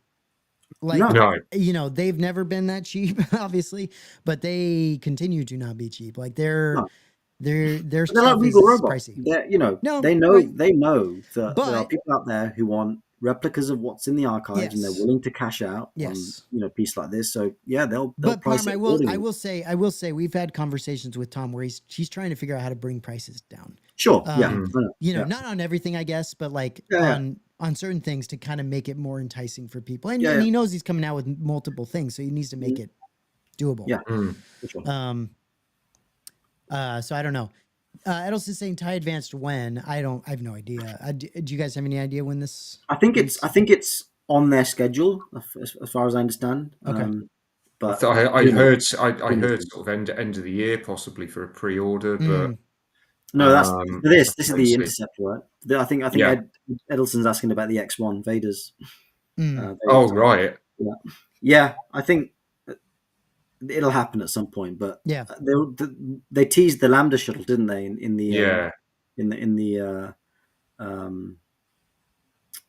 presentation that they did with Regal. The high-end collecting presentation. I think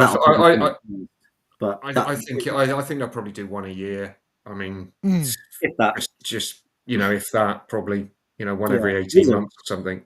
Yeah, these are difficult to produce in volume. This is the other piece that they had out. Yeah, it's looked great. Which I know. Okay, so people are saying that they didn't have the correct display come in for this in time. Like they had some problem getting the lost display. Customers. The way that they displayed this thing was absolute garbage, and so I can understand that maybe that's the case because I couldn't understand when I was looking at this thing why they did this, but it was basically on like IKEA table, this like 3-level IKEA table, and it was like so hard to see. But there is a hell of a lot of detail in this as well. This thing is pretty looks crazy. fantastic. And I also think this is going to be fairly effing expensive. Again, you've got to figure out where to put your bucks if you've got Regal and EFX coming out with all these pieces. And this goes up for pre-order in the next, I think, 2 to 4 weeks. Oh wow! Oh really? Yeah, Wow. September. Jason, what was the controversy with this? People asking if it was like 3D printed pieces or like what was the? Well, yeah, because this is a proto. No, what we were talking about was that so EFX has sort of been on this, consistent um, track of pre-order to the time you receive the piece is 6 to 9 months, right? After coming off of like 7, 8 years of everybody from, I mean, I don't know how we changed this tune, but Gabe wanting to do a show on how they're the biggest scammers this side of Star Wars collecting to everybody else just saying, oh, if you order a piece from them, you won't get it till 2035, if ever. But, the last 10 pieces or so have all been delivered in under a year or even less. Right.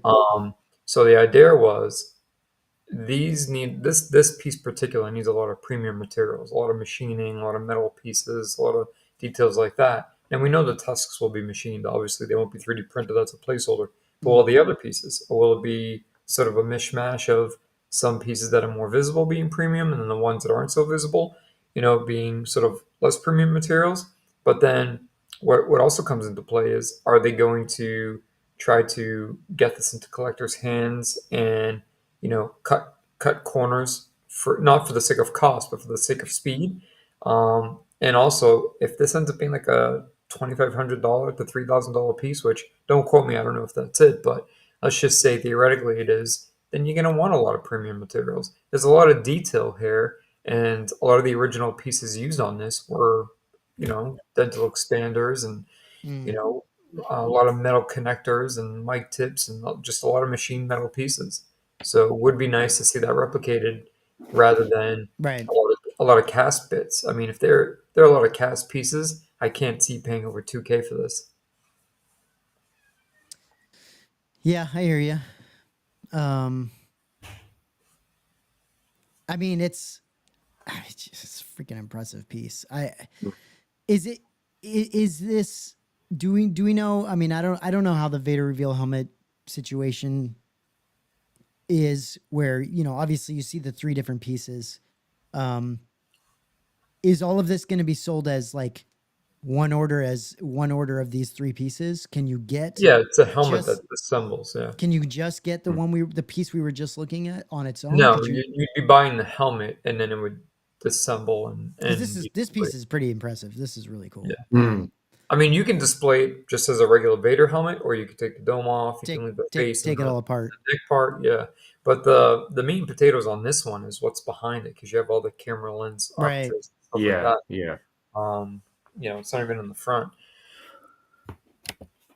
It's impressive. It really is an impressive piece. The only thing I just don't know how someone it would be hard, because you'd want to feel like you'd want to display some of this. The other thing about that, you'd want to see. There's so much to see on it. It's that you'd have to.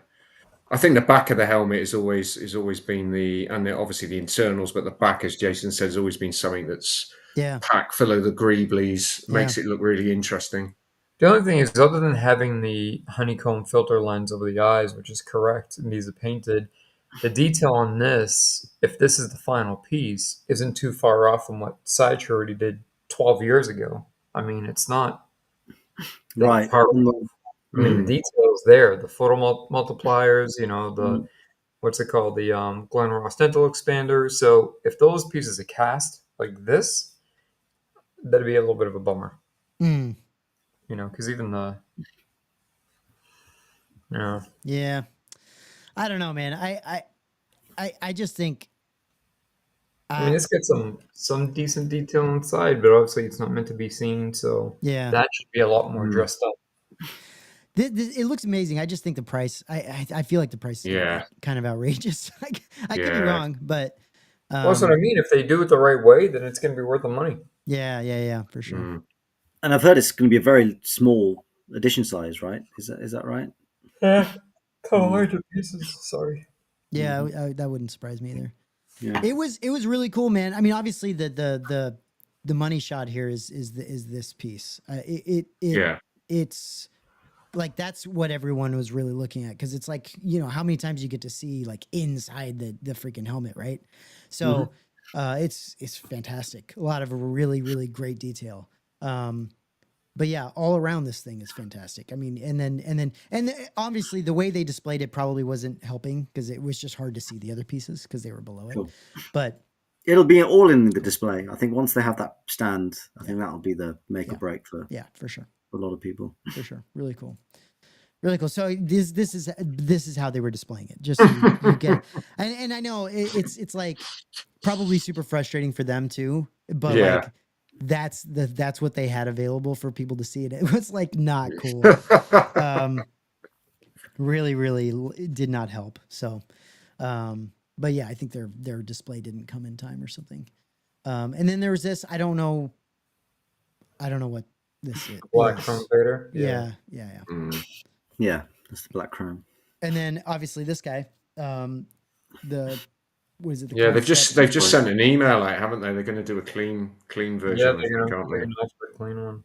Oh, they'll give people the option whether they want a clean or weathered. Yeah, that's not. I don't think they're doing two different. They haven't increased the edition size, right? I think it's the same edition size. The same. It's going to be the 400, but you can choose whether they're clean. And I think you have until the 31st. After the 31st, you're automatically stuck with the weather. But we haven't. This is kind of a loose announcement. But for anybody who's interested, we'll put it up in the group and maybe some other groups. But Jay Kishwara, who sculpted and designed this, as well as the Macquarie Vader for EFX, is going to do a run of signature plaques because unfortunately this one doesn't come with the signature plaque like the Vader because Ralph had passed, hence why it was put off. But Jay's gonna offer a signature plaque for this, so it'll be for those who are interested. It'd be fun, be a nice piece of this display with it, having a company plaque with it. For sure. Yeah, that'd be great. Yeah, and then Stephen Bowright said 3K. I reckon. I'm guessing he's saying that based off of the previous, the Vader reveal. The Vader, reveal. Yeah, that wouldn't surprise me. And then he's also saying very unfair on that piece. I didn't buy because it was weathered. So that you're saying they are making a clean version? I think they took people's feedback into consideration. A lot of people said they prefer it to be clean because it's a concept. A concept piece. Yeah, sure. Yeah. I wonder, is there anybody that bought that piece and was like, I would rather have had the clean version, but this is the only version, and then they feel hard done by them coming out with a clean version? I don't know. But you got the option. You can still have the weathered version. Oh, you can still change it? Yeah. So basically, they sent an email out to everybody who bought one. But you can't buy it. You can't buy the clean version if you didn't buy the... No. That's what I'm saying. It's the same edition size. It's just... that is unfair. Yeah. Yeah, that's not cool. I mean, that's tough, dude. When they change stuff like that, you're like, what were you guys thinking? Like... you couldn't have asked some collectors beforehand. Like, just ask people.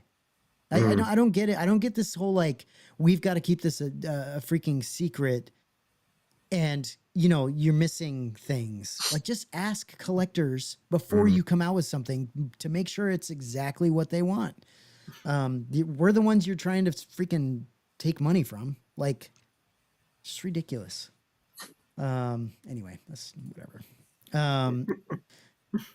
Yeah, I think that's going to be about it. These are some tights on that. Back around to this guy. I think that's all I have. I think that's all I have now because there was a ton of SDCC stuff. I just don't. There's just too much, and we could get into Hasbro and all kinds of stuff, but it's just once they start coming out with stuff, we'll probably do more. But I think I kind of think that's going to be it. You guys are excited for what's coming out? My wallet is. Yeah, definitely. Yeah, I excited and a little bit. Just it's almost too much. Your head spins with it sometimes. So you gotta make sensible choices. I think Yeah, just gotta decide what you want in your collection. It's great to have the option. I mean, I'm really looking forward to the Walrus Man bust, like we spoke about, the TIE Interceptor and the Lambda shuttle that they revealed. But the Lambda shuttles, if it's going to be studio scale, is huge. So who knows where that's going to go? So I know. So yeah, it's nice to have the option, I guess. But yeah, we'll see. Yeah, killer. Yeah, guys. I mean, I think that's gonna be it for us, because I think I don't think there's anything else for us to chat about. We'll try to get on. Gosh, we'll try to get on in a couple weeks. Hopefully, have Nathan on. Hopefully, there's some more maybe hot toys for him to talk about as well. And yeah, I think by that point, there's going to be more to talk about of some of the stuff we've been opening. Definitely keep a lookout. Jason and I are going to do some unboxings coming up. We are going to do the Merlin models at ATST build. So if you can catch that live or afterwards, you can see me struggling through trying to figure out how to build the damn thing. Jason seems to think I can do it. So apparently he wouldn't have convinced me to buy it had I not been able to do it. So he seems to think it's possible. So I'm looking forward to that. I really am. I love the idea of having that armature in that piece. Yeah, it's going to look great. I think it's going to look great unpainted. I think, yeah, good choice. Good choice. Yeah, I can't wait. So and I think by the way, Jason, are those still available? Do they still have some available? Well, of the ATSTs on they do. They have both ESB and Return of the Jedi. They get some low stock, but if you order now and you order before August 31st, you'll get a free turret, and you can pick a turret of your choice. Yeah. Which one did we choose? We chose the hero. I'll actually grab it real quick. Yeah. I think we got the hero version. It seemed to nice size that as well. It is. Yeah, it is. It looks like a great piece. Oh yeah, there you go. Yeah, it's nice. Yeah, so it's a large boy. With great detail. Yeah, I'm gonna put that thing. I mean, this is just the progress stages. Did you already paint it, Jay? I just gave it its first coat through together, see how it would fit and fail. I was actually giving it a test to see if you'd have any trouble, and I think it's going to be more difficult for you to do this than it will be for the walker. Great. Yeah. Just in terms of like building it. Yeah, just because you have to get used to just holding things a certain way and doing that whole, I might have to send that to you, Jay. Once you've glued your hand to something a couple times. Yeah. I think you should do this live, Matt. I think you should just do this live. These are all at like a 45-degree angle, right? The walls have to go in certain placements because the cut lines are specific. Damn it. Right? They match what's on screen. So you can't just put this one here and that one there. So then all these layered pieces go on separate. And then you have to drill, for the guns, you have to do 6mm, go in, 6mm, and drill the guns in and make sure. Yeah, I mean, it's where the walker, you're basically just taking screws and hex and you're building the body, and then you're just kind of paint by number popping the pieces on at will. This is a little bit more kind of scratch buildy. I wonder if we'll have to see. I mean, look, if you guys want me to struggle through it, but the problem is, it's like, yeah, everyone's gonna want to see me struggle through making this thing, but what if it doesn't? What if I come out with some piece of shit that I'm like, well, put that in the garbage? That's the problem I have. I'd almost rather just send this to you, Jason, and have you actually put this thing together properly and send it back.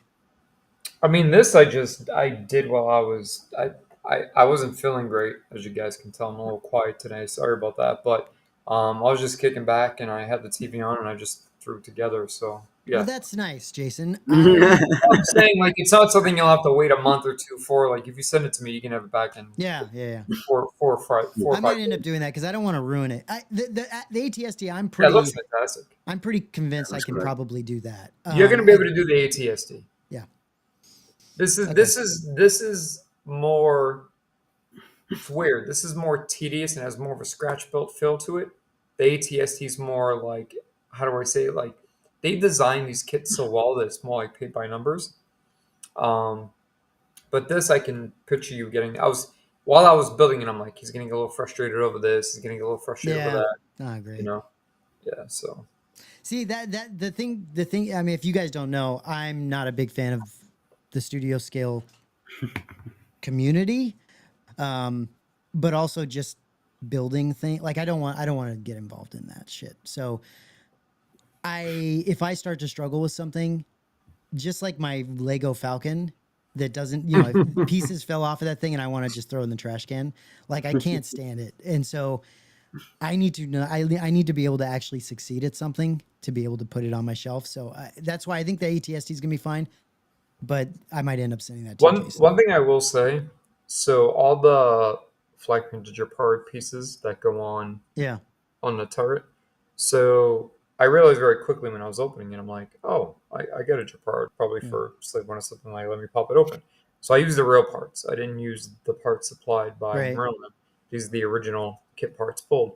But when I was holding them next to each other, I got to give it to him, man. You couldn't tell. I mean, the detail, like holding, if I had primed them both, you showed you a picture, you wouldn't be able to know which one was from the model kit and which one was from Merlin. They do such a that's job. That's wild. That made me. That kind of made me smile. Like if I throw a coat of primer on this, I'm like, almost no one would be the wiser. That's crazy. You really can't tell. You know what we need to do, Jason? I need to send you mine, and you just need to send me that one, and then I'll put that on my shelf, and then you can just build the next one. I didn't even think of that. That might even be easier. Yeah. Then I can just get it quick. No, look, I'm down for whatever. I just want to make sure it's something that I can actually put up and look good, and I don't want to ruin it. I tell you, man, it's a great display piece. And it looks cool. Looks really good. It looks great. About picking up some of the others because it's really. I mean, this doesn't do it justice. I mean, even though I'm only in like a work in progress, I just threw a coat of primer and did some of the discoloration. But even so, I mean, if you kind of hold it up, you can see a little bit some of the discoloration, a little bit of like the lines coming down, but. It's a little tough. So I'm not quite there yet. I got to weather it up a little bit more and dry brush some. But, I mean, they made a fantastic piece. And the detail is really there. So hats off to Merlin for this because this was a great piece. And it's got an actual metal rod going through it for structural integrity from the bottom and then all the way up to the top to the mount here for the head. Yeah, people that if no one knows about Merlin or hasn't seen, they do these turrets. This is the one that you're looking at currently. Yeah. The hero that Jason's built. They have one that's a standard that doesn't have, I guess, some of the, I don't know. I don't know what's the difference, Jay, with the standard? They're just different shots from the movie, different towers. Yeah. Then they have one some of the guns will vary too. The guns will be different. The turret heads will be a little bit smaller. And then the under construction ones from Return of the Jedi. Yeah, the cutaway where you see the cutaway and then the under construction, the scaffold, which is actually really cool. Yeah. So yeah, they got some options. And so yeah, right now, if you were to buy the ATST, you get one of these thrown in, which is pretty amazing. Pretty cool. You can't beat it. I mean, you really can't. You really can't. And even if you buy this by itself at $350, I still think it's worth it because, like I said, I mean, the details there. The thing is, looks great. great. The thing is fantastic. I mean, you can't go wrong, Yeah, it looks really nice. Yeah. That's definitely not something I should be touching. But very cool. Very cool. Yeah, anyway, guys, I think that's going to be it for us. I think we'll do some unboxings. We'll do some live construct-alongs, that I attempt. I think, Jason, you said it was going to take, an hour for the build of the armature? The body should be about 30, 45 minutes. Yeah. Okay. So I don't know if we're going to do a couple, if we're going to do one long one where I put it together. I can't imagine I'm going to be able to put this together in one stream. I think it's going to be it might take a couple times, but yeah, trying to get that set up so that we can get that going. That'll be a fun one. And then other than that, some more spotlights coming up here and there, and then we'll do another one of these in a couple weeks and get these guys back on and make that work. So thank you, Tony and Parm. Thank you for your time. Really appreciate it.